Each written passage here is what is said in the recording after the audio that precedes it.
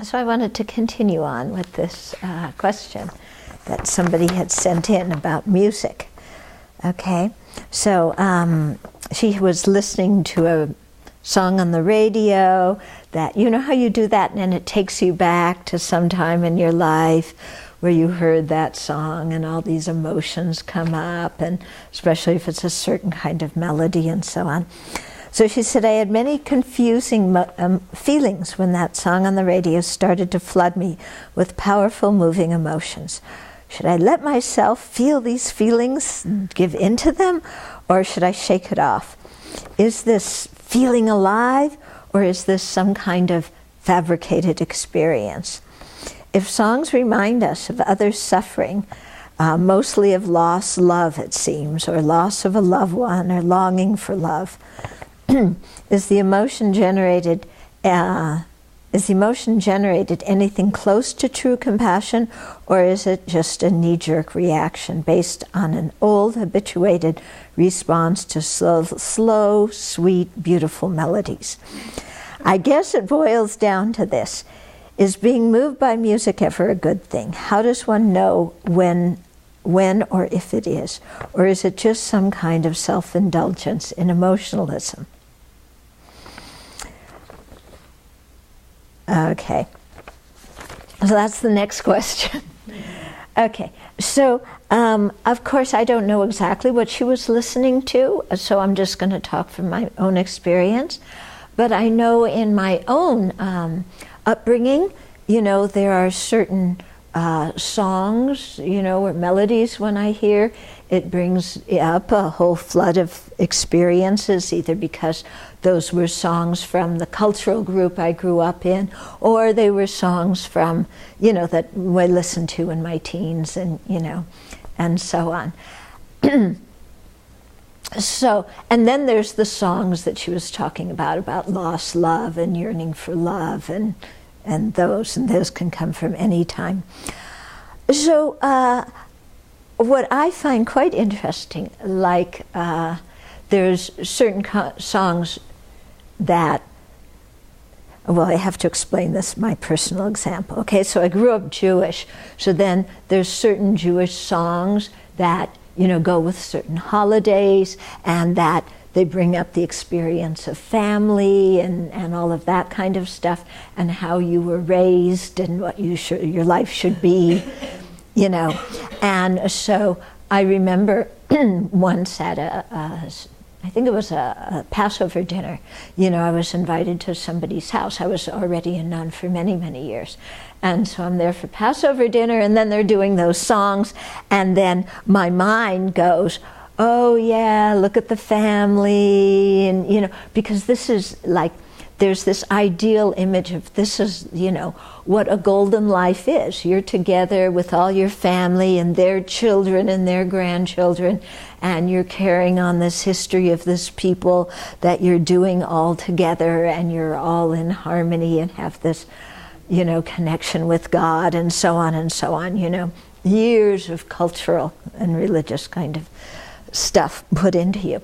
So this song comes on, and all of that, you know, comes into my head. And it was very interesting because I just sat there and watched it and started dissecting it. And it's like, okay, you're presented with this ideal of the perfect family. And it's like, what is that? You know, I was at my friend's house, and of course all the different generations. And yeah, they have a nice family, but not perfect. And, you know, and then this, you know, you're doing something with your people, and like, what's that about, you know? Because you have some similarity in genes, but how does similarity in genes bind me to people? You know, because I'm not my body to start with. So you know, this emotion was coming up, and then I used the reasoning part of my mind, and I started just questioning all the kind of suppositions and assumptions that underlay that emotion. And of course, they all kind of fell apart. Yeah. And so it was a very interesting experience for me, because I saw so clearly how that kind of thing really does bring up an emotional thing, and that if you don't examine it, then you just, you get into it, and like she said, it makes you feel alive and feel connected. But if you use any bit of examination, you see that the whole story behind it, all the assumptions behind it, don't really hold. Okay? So similar, you know, when those songs, you know, from the Beatles come on, or the Rolling Stones, or Crosby, Stills and Nash, or Joni Mitchell, and, you know, all that comes on. And, you know, this song is with this boyfriend, and that song is with that boyfriend. Yeah, you know what I'm talking about. And, you know, and then this thing of, oh, you know, when I was young, and it's that, and again, you know, I look at it and it's like, this is just all sentimental, maudlin emotionalism, you know. There's really nothing in it, because whatever was going on then, it is all finished. And it was all basically based on attachment, all those things in my life at that time too. You know, remember when everybody fell in love with the Beatles and everybody was talking about which one you thought was more handsome? You know?